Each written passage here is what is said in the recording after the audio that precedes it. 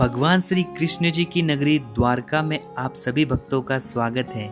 इस वीडियो में मैं आपको बताऊंगा कि आप द्वारका धाम तक कैसे पहुंच सकते हैं। द्वारका में आपको रहने के लिए सस्ती होटल और अच्छी धर्मशालाएं कहां पर मिलेगी और यहां पर खाने पीने की क्या व्यवस्था होगी। यहां पर गोमती नदी में आप पवित्र स्नान करके श्री द्वारकाधीश मंदिर में दर्शन कैसे करेंगे। श्री द्वारकाधीश जी के दर्शन होने के बाद यहाँ पर बने गोमती घाट, श्री रुक्मणी देवी मंदिर, पांडवों द्वारा बनाए गए 5 कुएं, श्री भड़केश्वर महादेव मंदिर और द्वारका का ये खूबसूरत सा सनसेट पॉइंट जहाँ से आपको बहुत ही प्यारा सनसेट दिखता है, और द्वारका का ये खूबसूरत सा द्वारका बीच। और अगर आपको बीच पे बहुत सारी एक्टिविटीज करनी है तो हम जाएंगे द्वारका से 15 किलोमीटर दूर शिवराजपुर बीच पर। वहाँ हम बहुत सारी एक्टिविटीज कर सकते हैं। साथ ही द्वारका से मात्र 17 किलोमीटर दूर है 12 ज्योतिर्लिंगों में से एक श्री नागेश्वर ज्योतिर्लिंग, जहाँ आप दर्शन करने कैसे जा सकते हो। तो कुछ इस तरीके से हम संपूर्ण द्वारका के दर्शन करवाने वाले हैं। अगर आप द्वारका दर्शन करने के लिए आ रहे हो तो ये वीडियो आपकी द्वारका यात्रा में बहुत ज्यादा काम आने वाला है, तो वीडियो एंड तक जरूर देखना। चलिए वीडियो शुरू करते हैं। कमेंट में द्वारकाधीश जी का जयकारा जरूर लगा देना। द्वारका अगर आप ट्रेन से आ रहे हो तो यहाँ पर द्वारका रेलवे स्टेशन भी बना हुआ है। भारत के कई बड़े शहरों से डायरेक्ट द्वारका के लिए आपको ट्रेन मिल जाएगी। द्वारका अगर आप बाय फ्लाइट आना चाह रहे हो तो द्वारका से 130 किलोमीटर दूर है जामनगर एयरपोर्ट और द्वारका से 260 किलोमीटर दूर है Rajkot international airport. Dwarka railway station से श्री द्वारकाधीश मंदिर की दूरी मात्र 2 किलोमीटर दूर है और यहाँ से आपको 20 रुपीज पर पर्सन में शेयरिंग ऑटो मिल जाता है द्वारकाधीश मंदिर तक जाने के लिए। अभी बात करते हैं यहाँ पर आपको रहने के लिए होटल कहाँ पर लेना चाहिए। तो ये है जोधावा मानेक चौक। यहाँ पर आपको बहुत सारी होटल और धर्मशालाएं मिल जाएगी और यहाँ से मंदिर की दूरी मात्र 200 मीटर दूर है। और यहाँ पर रहने के लिए अच्छी धर्मशालाएं 1000 रुपए और अच्छी होटल 1500 से लेके 2000 की रेंज में मिल जाएगी।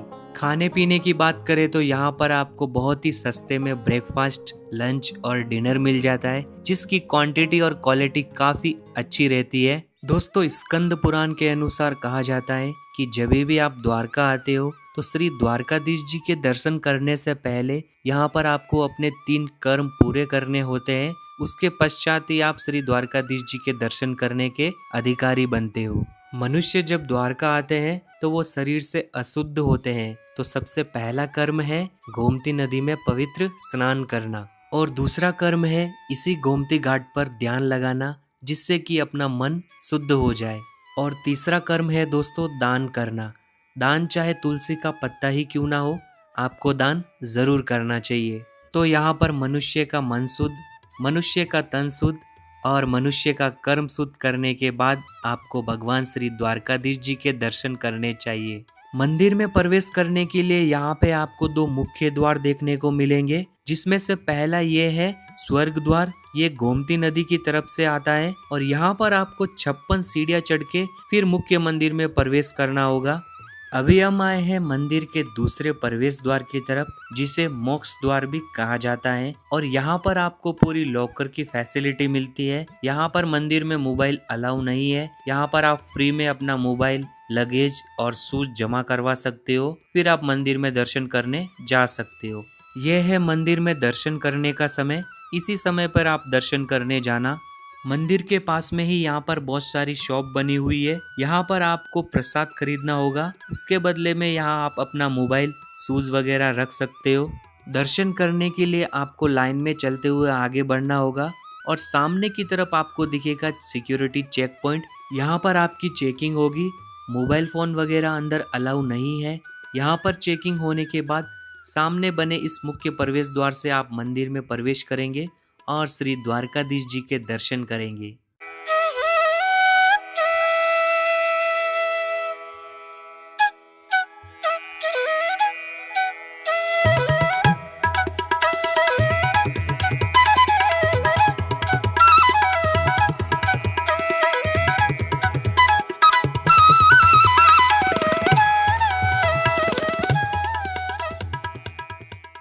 श्री द्वारकाधीश जी के दर्शन होने के बाद आप इसी मोक्ष द्वार के सामने अपने फोटो भी क्लिक करवा सकते हो।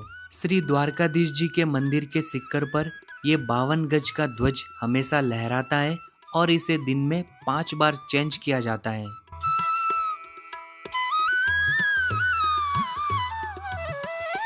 मंदिर में दर्शन करने के बाद यहाँ पर आप श्री द्वारकाधीश जी का प्रसाद भी ले सकते हो। जब आप दर्शन करके इस 56 सीढ़ी वाले रास्ते से बाहर आएंगे तो यहाँ पर आपको तुलादान मंदिर दिखेगा। इस मंदिर में भी आप दर्शन करने जरूर जाना। यहाँ पर आपको बलराम जी के दर्शन होंगे। जैसे द्वापर युग में भगवान श्री कृष्ण जी का तुलादान हुआ था, वैसे ही यहाँ पर भक्त अपना तुलादान करते हैं, यानी कि किसी भी वस्तु का दान करते हैं अपने वजन के बराबर। यहाँ पर आप तुलादान करवा सकते हो। और इसी 56 सीढ़ी प्रवेश द्वार और तुलादान मंदिर के पास में यहाँ पर भोजन प्रसादालय भी बना हुआ है। यहाँ पर आपको भोजन की सुविधा भी मिल जाएगी। यहाँ पर आपको भोजन करने के लिए 30 रुपए का टोकन लेना होगा, जिसमें आपको अच्छा भोजन मिल जाएगा। यहाँ पर बैठने की व्यवस्था भी काफी अच्छी बनी हुई है। श्री द्वारकाधीश मंदिर से मात्र 100 मीटर की दूरी पर यह है सुदर्शन सेतु। पहले ये सुदर्शन सेतु चालू था, इसके ऊपर से आप नदी के इस पार आ सकते थे। फिलहाल कुछ कारणवश से ये बंद किया हुआ है और नदी के इस पार है श्री लक्ष्मी नारायण पंचनाथ तीर्थम मंदिर और पांडवों द्वारा बनाए गए 5 कुएं। सुबह के समय में नदी में पानी कम होता है तो आप पैदल चलकर नदी के उस पार जा सकते हो।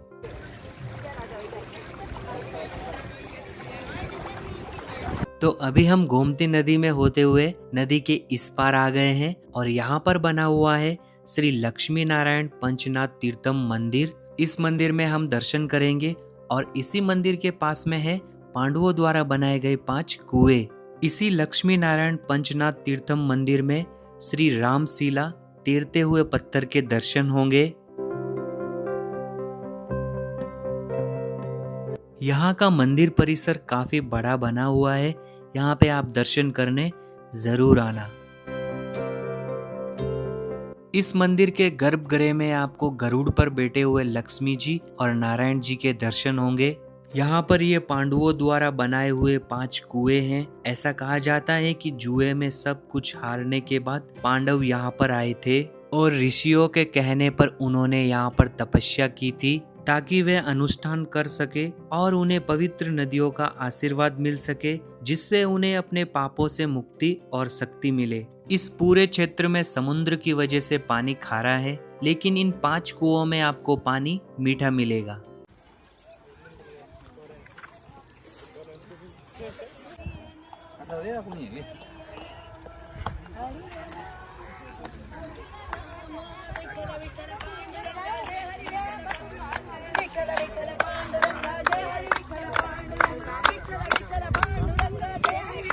गोमती नदी के इस घाट से होते हुए आप पैदल आगे जाएंगे तो इस घाट के सबसे अंतिम छोर पर यहाँ पर आपको समुद्र नारायण जी का मंदिर दिखेगा।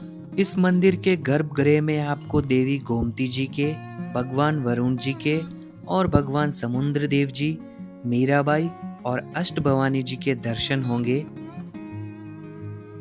द्वारका की ये गोमती नदी इस चक्र तीर्थ नामक जगह पर समुद्र नारायण मंदिर के पास में अरब सागर से मिल जाती है। समुद्र नारायण मंदिर से मात्र 400 मीटर की दूरी पर यहाँ पर श्री स्वामी नारायण मंदिर है। यहाँ पे भी आप दर्शन करने जरूर आना।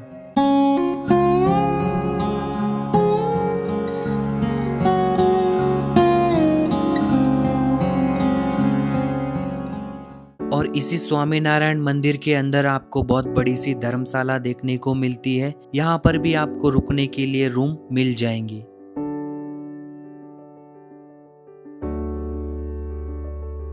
श्री स्वामी नारायण मंदिर से मात्र 5 मिनट की दूरी पर यहाँ पर ये द्वारका का खूबसूरत बीच द्वारका बीच बना हुआ है।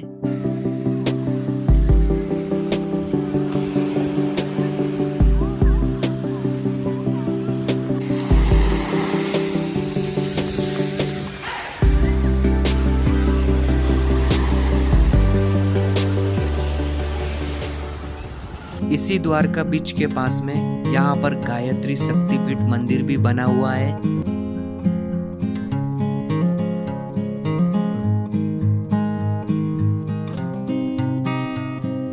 गायत्री शक्तिपीठ मंदिर से मात्र 5 मिनट की दूरी पर यह है सावित्री वाव। ये एक प्राचीन कुआं है। ऐसा कहा जाता है कि अभी जो श्री द्वारकाधीश मंदिर में प्रतिमा है, वो प्रतिमा इसी कुएं के अंदर मिली थी।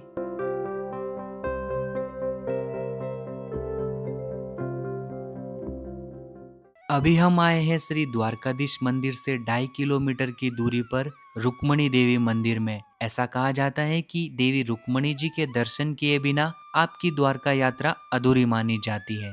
एक समय में भगवान श्री कृष्ण और रुक्मणी जी द्वारका में विराजमान थे। इसी दौरान महान तपस्वी ऋषि दुर्वासा द्वारका आए थे। कृष्ण जी और रुक्मणी जी ने उनका आदर करने के लिए उन्हें भोजन के लिए अपने साथ चलने का निवेदन किया। ऋषि ने यह निमंत्रण स्वीकार किया, लेकिन एक शर्त के साथ कि वे दोनों उन्हें पैदल ही रथ खींचकर लेके जाएंगे। रथ चलाते चलाते जब रुक्मणी जी को प्यास लगी तो भगवान श्री कृष्ण जी ने जल प्रकट किया और रुक्मणी जी ने पिया, लेकिन पीछे रथ में बैठे ऋषि दुर्वासा क्रोधित हो गए। आपने बिना मेरी अनुमति के जल पिया, ये मेरे लिए अनादर की बात है। इसी क्रोध में आकर रुक्मणी जी को उन्होंने श्राप दिया कि अब आप द्वारका नगर से दूर रहेंगी। ऋषि दुर्वासा के श्राप के कारण ही माता रुक्मणी जी का मंदिर आज भी मुख्य द्वारका शहर से 2.5 किलोमीटर दूरी पर स्थित है। और उन्होंने एक श्राप और दिया था कि यहाँ पर पानी की कमी होगी, इसीलिए इस मंदिर में जो भी भक्तगण आते हैं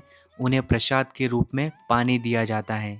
अभी हम श्री द्वारकाधीश मंदिर से 2 किलोमीटर की दूरी पर स्थित भड़केश्वर महादेव जी के दर्शन करने आए हैं। यहाँ पर बाहर हमें नंदी महाराज जी के दर्शन होते हैं और गर्भगृह में शिवलिंग के दर्शन होते हैं। और इन्हीं भड़केश्वर महादेव के पास में बच्चों के खेलने के लिए किड जोन प्ले एरिया भी बना हुआ है, जहाँ पर बहुत सारे एक्टिविटीज बच्चे कर सकते हैं।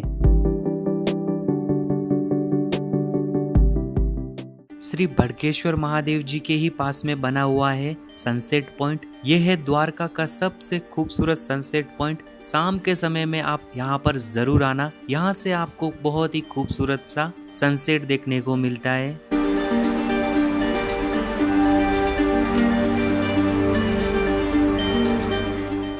दूसरे दिन दोस्तों आप आ जाइए द्वारका से 17 किलोमीटर दूर नागेश्वर ज्योतिर्लिंग जी के दर्शन करने, जहां एक तरफ नागेश्वर ज्योतिर्लिंग जी का मंदिर बना हुआ है और एक तरफ शिव जी की बहुत बड़ी सी प्रतिमा बनी हुई है। यहाँ पर आपको बहुत आराम से दर्शन हो जाएंगे।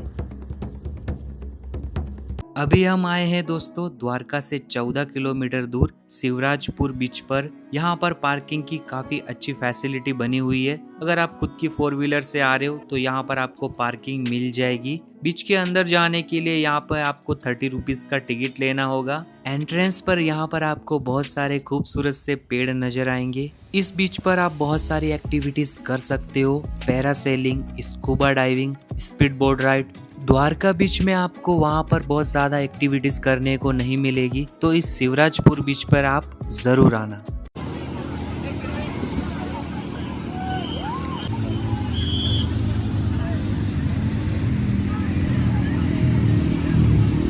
और अगर आपको खूबसूरत सा सनसेट देखना है तो इस बीच पे आप शाम के समय में जरूर रुकना। यहाँ से आपको बहुत ही प्यारा सा सनसेट देखने को मिलता है।